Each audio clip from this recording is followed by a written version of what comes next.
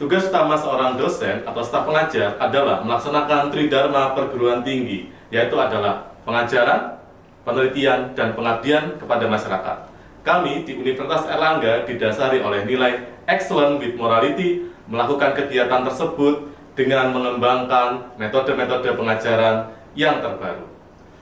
Assalamualaikum warahmatullahi wabarakatuh. Nama saya Putu Aditya Ferdian Aryawantara, SIP, MKP, dosen dari Prodi S1 Ilmu Administrasi Publik. Saya diamanahkan untuk mengajar mata kuliah kebijakan lingkungan dan tata kelola bencana, di mana dalam mata kuliah kebijakan lingkungan dan tata kelola bencana ini adalah memaparkan dan menganalisis kebijakan-kebijakan tentang lingkungan dan mitigasi bencana. Utamanya adalah menganalisis Undang-Undang Nomor 24 Tahun 2007 tentang penanggulangan bencana dan Undang-Undang Nomor 32 Tahun 2009 tentang perlindungan dan pengelolaan lingkungan hidup. Dan di dalam kelas pun saya membuat metode pengajaran yang menekankan kepada case study, memetakan bencana-bencana, potensi-potensi bencana di daerah, dan mitigasi bencana yang dijalankan pada masing-masing daerah. Dalam mata kuliah kebijakan lingkungan dan tata kelola bencana memiliki komponen persentase nilai, yaitu adalah tugas sebanyak 20%, ujian tengah semester sebanyak 35%, dan ujian akhir semester sebanyak 45%. Di mana di era pandemik, tentu saja kami semua memiliki tantangan yang sangat beragam, terutama di dalam mata kuliah kami yang memang diharuskan mahasiswa itu studi ke lapangan supaya mengetahui mitigasi bencana yang real. Sehingga di era pandemik ini tentu saja kami mengalami sedikit reduksi, di antaranya adalah mengenai evaluasi tugas kelompok yang biasa kami laksanakan sebelum pandemi. Untuk tugas kelompok, tentu saja saya sebagai anggota tim pengajar meminta izin kepada dosen PJMK atau penanggung jawab mata kuliah, yaitu adalah bagaimana tugas tetap ditautkan kepada YouTube, dan apalagi di era new normal ini, di tahun 2022, tugas tersebut harus dilaksanakan sesuai dengan protokol kesehatan yang ketat. Penugasan di dalam mata kuliah kami, mata kuliah kebijakan lingkungan dan tata kelola bencana di sini, saya memerintahkan atau mengamanahkan kepada mahasiswa untuk membuat penugasan secara atraktif, yaitu mereka kami buat dalam satu kelompok yang jumlahnya antara 5 hingga 8 orang, dan masing-masing kelompok kami perintahkan untuk melakukan studi lapangan, yaitu mereka harus membuat video mengenai bencana yang ada, potensi bencana yang ada, kemudian mitigasi bencana yang dilakukan di daerah tersebut. Dan videonya akan diupload di dalam YouTube pribadi masing-masing kelompok. Sehingga selain untuk menambah keakraban di antara sivitas akademika, mereka bisa belajar secara real bagaimana sih memahami bencana yang ada di masyarakat, khususnya yang ada di Jawa Timur, yang dekat dengan lingkungan kita. Kemudian kedua adalah untuk meningkatkan citasi dari Universitas Airlangga itu sendiri, karena metode pembelajaran kami sudah dilakukan secara interaktif, online, dan semua khalayak masyarakat bisa melihat di YouTube. Latar belakang saya menugaskan mahasiswa di dalam membuat vlog tersebut adalah agar dalam pelaksanaan proses pembelajaran, mahasiswa tidak hanya berorientasi kepada pemahaman-pemahaman konsep secara teoritis, tetapi juga mahasiswa mendapatkan pengalaman belajar secara langsung dengan kasus-kasus real yang ada di masyarakat, hingga mereka dapat menumbuh kembangkan rasa kekeluargaan di antara sivitas akademika Universitas Airlangga, karena penugasan tersebut dilakukan secara berkelompok. Kendala yang paling berat adalah bagaimana di era COVID-19 2020 yang lalu tidak memungkinkan kami untuk berkumpul, berdiskusi, apalagi dengan ke lapangan. Sehingga di era pandemi COVID-19 yang lalu, kami hanya menugaskan mahasiswa membuat artikel-artikel ilmiah tanpa mereka turun di lapangan. Tetapi di era new normal ini, saya menugaskan mereka mengintensifkan diskusi dan membahas kasus-kasus serta fenomena sosial yang dilakukan tidak hanya secara daring, tetapi mereka harus melakukan secara luring. Oleh sebab itu, pada era new normal ini, saya kembalikan kepada sistem yang lama, yaitu adalah dengan model penugasan yang membuat konten video dengan protokol kesehatan yang ketat. Karena dulu di era pandemik, saya pribadi merasa pengajaran itu sebagai suatu yang terbatas. Karena ilmu sosial dan ilmu politik sendiri haruslah ada interaksi di antara kelompok, kemudian interaksi di masyarakat. Dan ketika semua pembelajaran dilakukan secara daring di era pandemik yang lalu adalah tidak efektifnya atau terbatasnya mahasiswa itu hanya menjadi kutu buku karena interaksi sangat kurang. Terima kasih atas perhatiannya. Wassalamualaikum warahmatullahi wabarakatuh. Untuk memahami lebih lanjut mengenai konsep pengajaran yang saya lakukan, maka video pengajaran dapat dilihat berikut ini.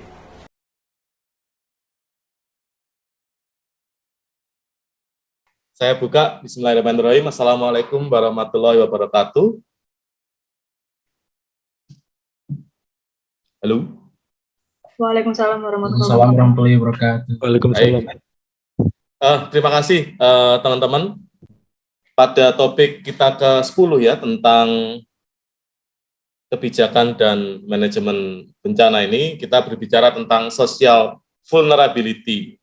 Ya, jadi kita harus memahami apa sih ketahanan sosial itu di masalah kebencanaan sebagai dampak dari seperti yang kita ketahui yang pada pertemuan pertama hingga after kita UTS kemarin, kita banyak sekali mengidentifikasikan tentang bencana-bencana nasional ya yang ada di Indonesia. Nah, tentu saja di dalam kebencanaan itu kita harus memiliki suatu sistem ya. Ketahanan itu tidak hanya diorientasikan kepada bagaimana perencanaan di tingkat pusat, tapi bagaimana ada peran dan kontribusi masyarakat ya terhadap disaster impact itu sendiri. Nah, sebelum kita ke materi ini, kita akan melihat video dulu yang singkat saja sebenarnya videonya. Kita akan melihat tautan kita di YouTube ya. The images speak volumes, and you don't have to see much to understand that when disaster strikes, the devastation touches everyone. You could have sort of towns that are physically the same. The Social Vulnerability Index, or SVI, refers to the social circumstances that place an individual or a group of people at heightened risk. Vulnerability is related to the risk for loss, something that depends on social circumstances. And those social circumstances are determined by analyzing, interpreting, and applying the mounds of data found in the U.S. Census. That includes income, age, education, and ethnicity. So the basic one you might think about is income. If you have, say, more rich people, you assume maybe they have a bit more extra on the side. They might be able to deal with it. They have losses that come through a certain event. Or it might be if you have a certain degree of the population which is a bit on the older side, they might be harder to evacuate due to medical reasons or other things quickly when a storm comes along. Therefore, just on that preparation side.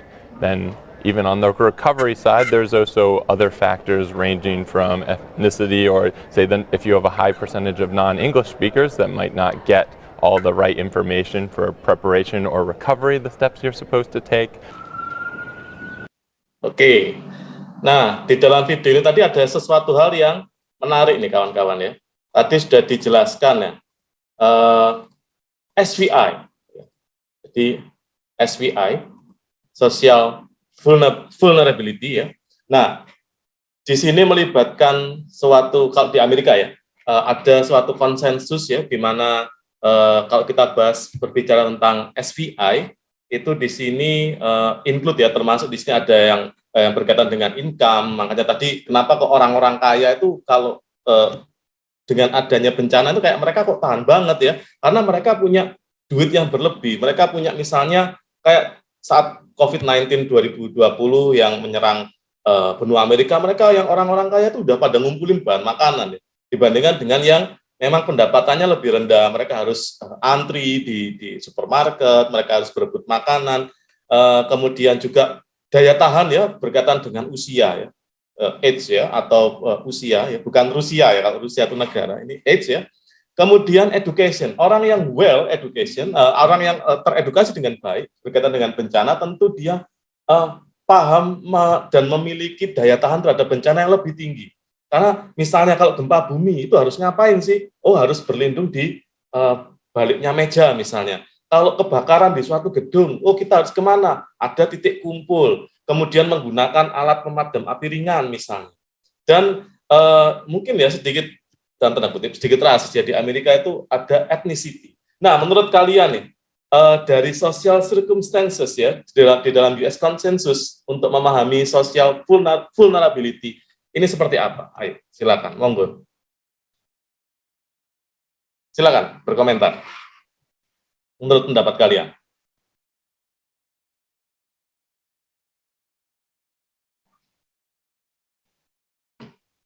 Silakan. Galuh mungkin? Galuh. Iya Pak, izin berpendapat ya Pak mengenai penjelasan dari Pak Putu tadi. Dari keempat hal ini itu mungkin memang sangat mempengaruhi suatu manajemen bencana maupun dampak yang terjadi karena bencana. Karena perbedaan dari tingkat pendidikan orang. Jadi orang ketika memahami seperti apa persiapan atau manajemen bencana yang sebenarnya sudah dilakukan oleh pemerintah atau diupayakan oleh pemerintah, itu tidak bisa dipahami dengan baik karena perbedaan dari tingkat pendidikan itu tadi. Dan juga age itu gimana ya, kalau umur itu kadang yang lebih muda dan yang lebih tua itu mempengaruhi juga tentang bagaimana mereka menanggapi sebuah manajemen bencana atau sesuatu yang harusnya dipersiapkan ketika suatu saat nanti mungkin saja terjadi bencana. Dan juga income itu kalau menurut saya lebih ke dampaknya ya Pak. Jadi kayak dampak bencana itu tingkat pendapatan orang itu mempengaruhi sekali bagaimana meminimalisir dampak dan juga bagaimana dampak yang mungkin terjadi seperti itu Pak. Oke, luar biasa ya, Galuh ya. Mungkin ada yang berpendapat lain. Barangkali apa sih dari kita ketika kita melihat ada 4 poin di sini ya yang di-highlight di dalam US Consensus, kira-kira kalau di Indonesia ya, itu cocok atau enggak? Atau kira-kira menurut kalian yang enggak cocok itu yang mana? Oh, mungkin etnisitinya Pak Un terlalu rasis. Nah, kira-kira yang mana nih? Monggo. Silakan. Ini Pak Putu mau izin menjawab. Silakan, Marsha. Oh bukan, ini Dinda Pak. Sorry. Oh iya ya, sorry. Silakan.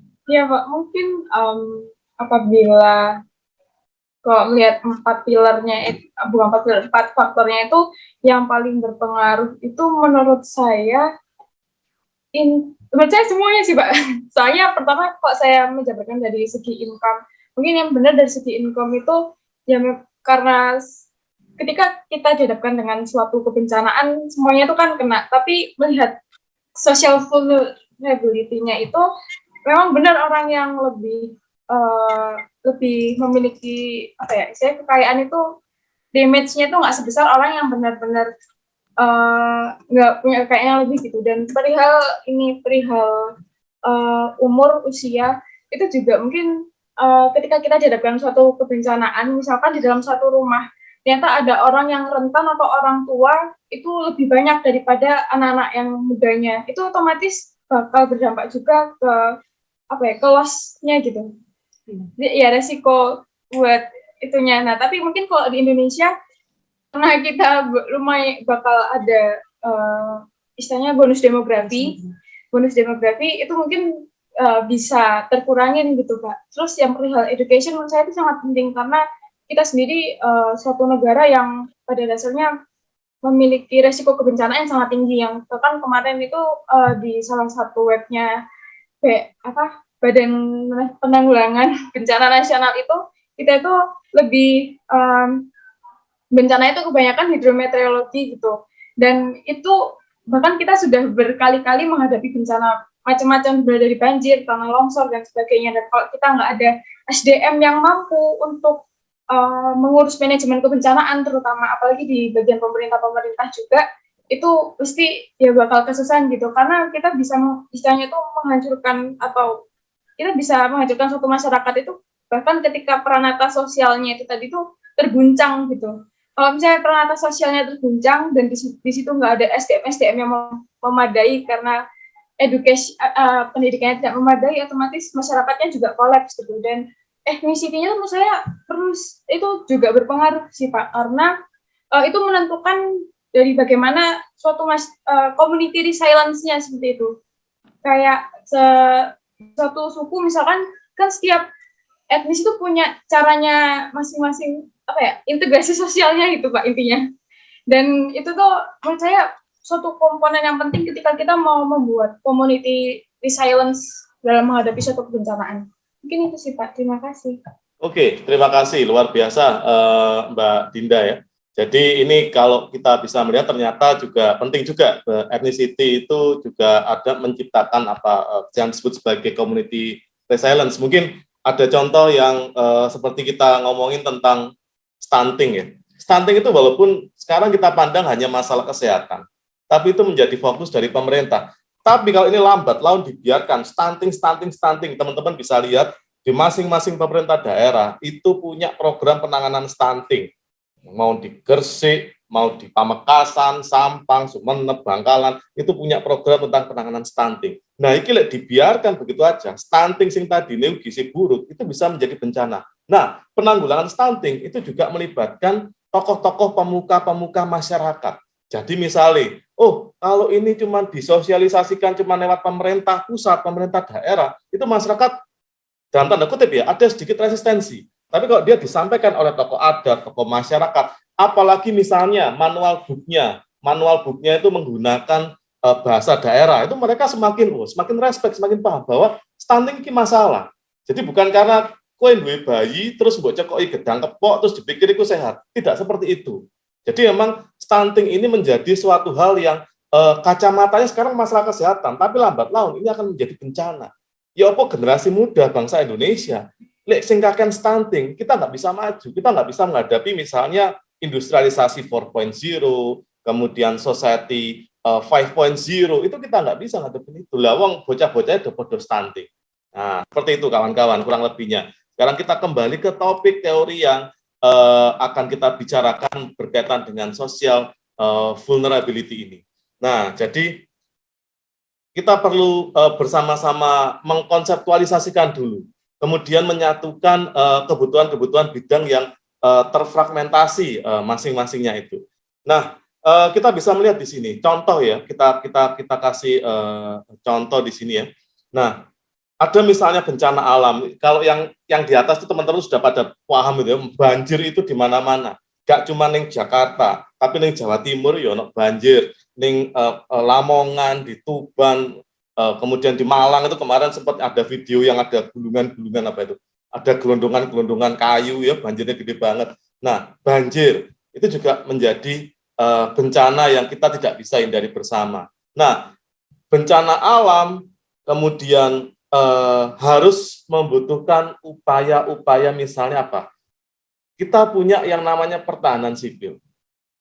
Jadi seluruh elemen masyarakat, tidak hanya TNI, tidak hanya Polri, tidak hanya Tagana atau BNPB ataupun BPBD, tapi semua lapisan elemen masyarakat itu harus paham tentang mitigasi bencana, penanganan saat bencana, dan penanganan pasca bencana.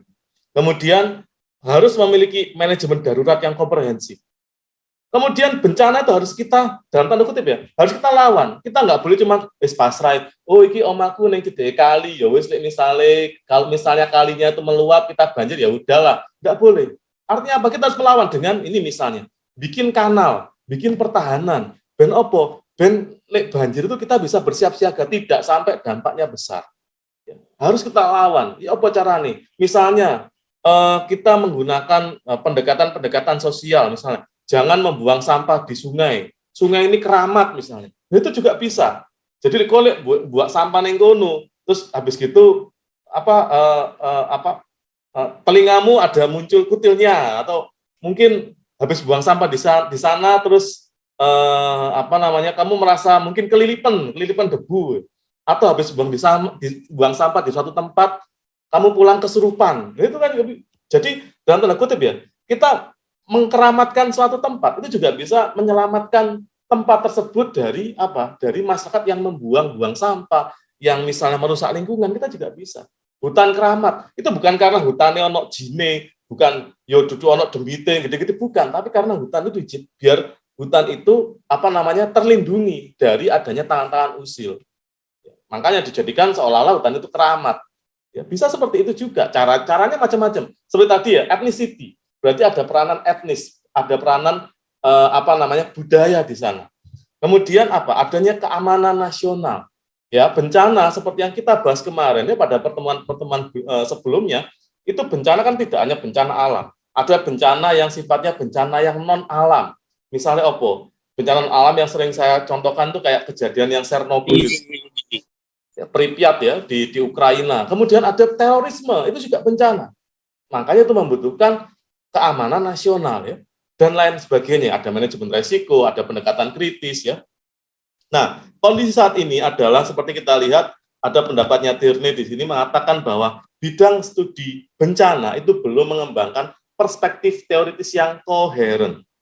Ya, jadi dibutuhkan ya, kemudian menurut Mileti dibutuhkan bahwa perlu ada pandangan yang lebih luas tentang masalah bencana, bukan bahkan untuk pendekatan yang sangat revolusioner. Nah, kenapa vulnerability it is important? Jadi kerentanan adalah faktor penentu bencana yang lebih besar daripada bahaya itu sendiri. Contoh misalnya, ingat kita itu sangat rentan sekali terhadap bencana sosial. 2019, ya, bangsa kita itu terkooptasi, misalnya, ada yang bilang nih di sosial media, terkooptasi menjadi dua kubu. Tapi kalau itu terus-menerus digoreng, akan terjadi beneran. Padahal ya belum tentu. Hanya segelintir orang sih, oknum-oknum saja, tidak semuanya. Ya. Tapi gorengan-gorengan itu yang berbahaya. Fitnah-fitnah, hoax, dan lain sebagainya, itu yang malah berbahaya. Jadi media sosial itu juga adalah salah satu tools ya untuk bisa menjadikan suatu bencana. Media sosial. Ya, gara-gara ketikan-ketikan.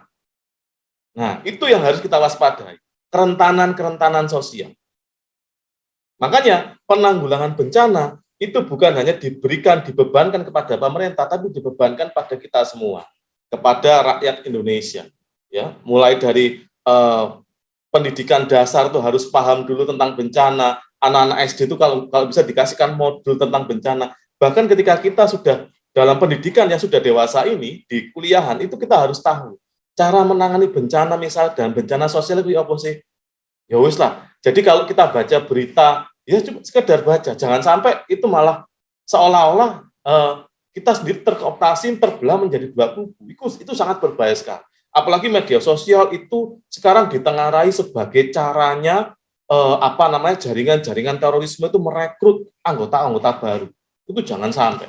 Ya. Ini berhubungan dengan vulnerability.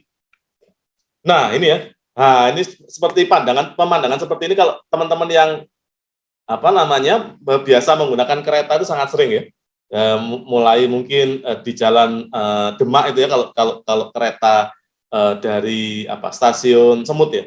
Stasiun Pasar Turi ya. Stasiun Pasar Turi kalau mau ke Semarang ya, itu lewat jalur Pantura, itu keretanya akan lewati seperti ini. Ya, pemandangan seperti ini. Nah, kira-kira nih menurut teman-teman nih, dampaknya pemukiman kumuh tersebut ya, bisa nggak nih dari gambar ini muncul suatu perspektif, misalnya bencana, menimbulkan bencana nggak sih ini kira-kira? Bisa nggak nimbulin korban jiwa kalau kalau Anda lihat gambarnya seperti ini? Bisa nggak? Ayo, Mas Ramadan. Silakan. Iya Pak, gimana Pak? Suaranya kurang jelas di sini soalnya Pak. Suara kurang jelas. Oke. Kami. Mas Iya, Pak. Ramadan, kalau dari gambar ini, kira-kira bisa menimbulkan bahaya atau bisa menimbulkan bencana yang luas nggak nih? Dari gambar ini kemudian ada rel kereta api, bisa nggak? Sangat memungkinkan Pak, apalagi nggak hanya tempat-tempat kumuh aja, biasanya kan di wilayah-wilayah yang sebelum area itu di Indonesia tuh kan sampai ada yang pasar di rel jalan raya itu kan sangat bahaya juga gitu. Siapa tahu kan ada yang ya tabrak segala macam itu ya sangat memungkinkan sekali sih Pak. Jadi berbahaya sekali itu Pak. Sangat berbahaya sekali. Nah ini ya. Kemudian saya ingin dengar suaranya Eriza nih, Eriza. Eriza pernah naik kereta api dan melihat pemandangan seperti ini? Pernah, Pak. Pernah. Di mana? Di daerah sepanjang situ ada kayak pasar gitu, Pak. Itu sebelah-sebelahnya rel gitu. Nah, sebelah-sebelahnya rel ya. Iya. Mungkin teman-teman ingat atau mungkin searching aja di Google, ada tragedi Bintaro.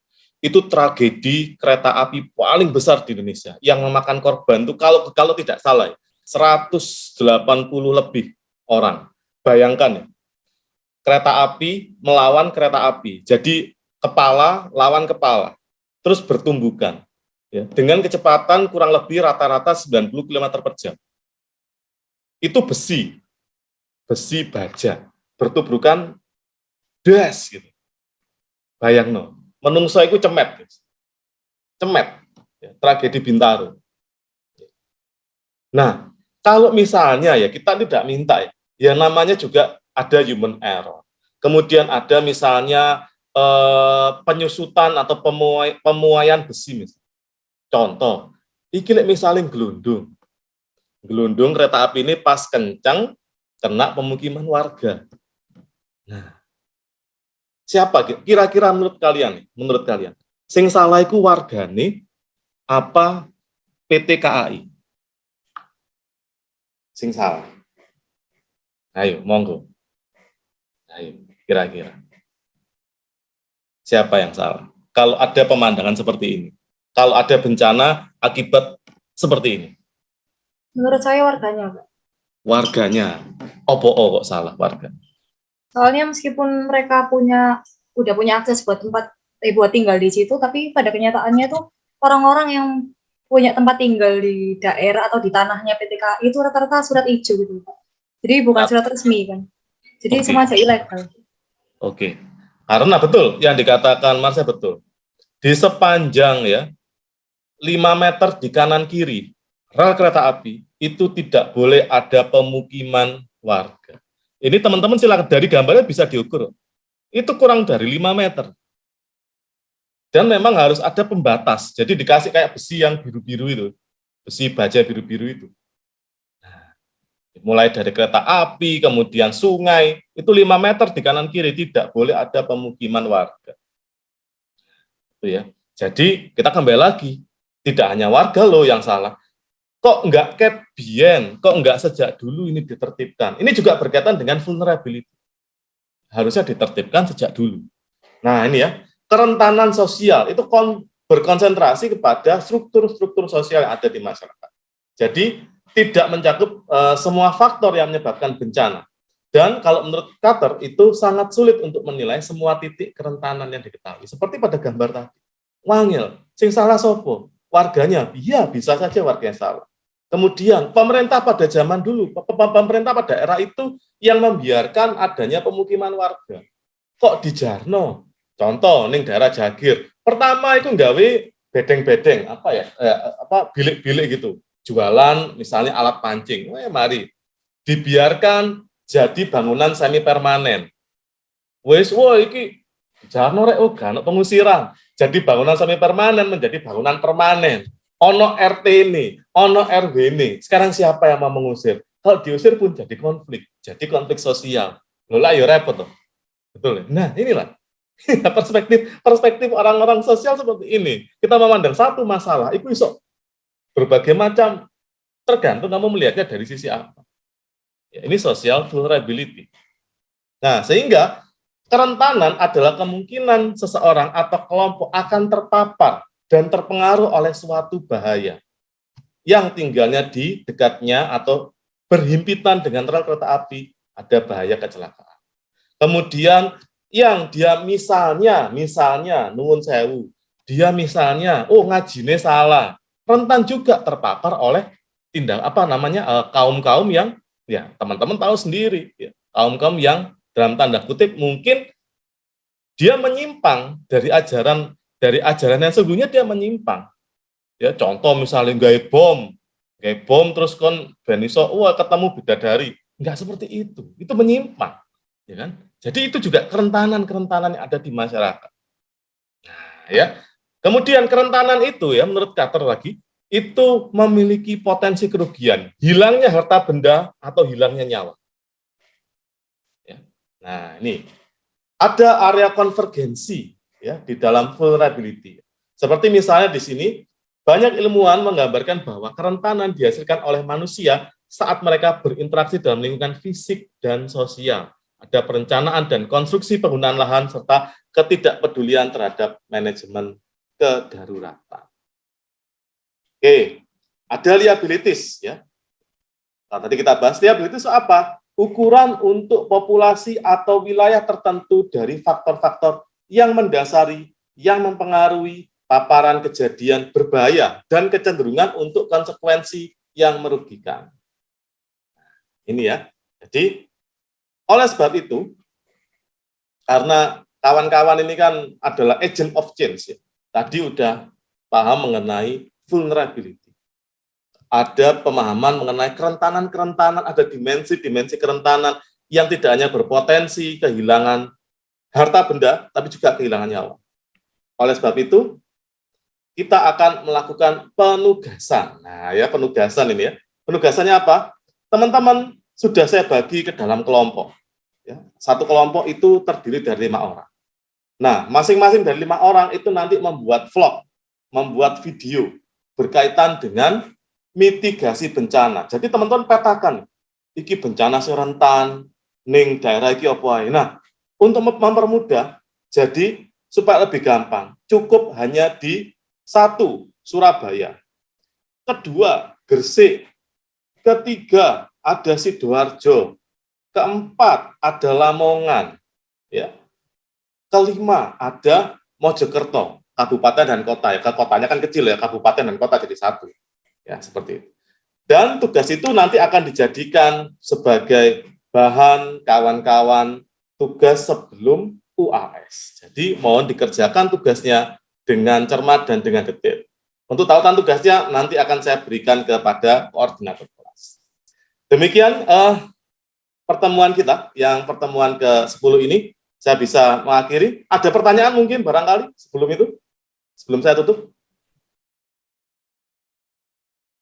Oke. Nah, tidak ada. Terima kasih. Selamat bertemu kembali. Salam sehat. Tetap semangat.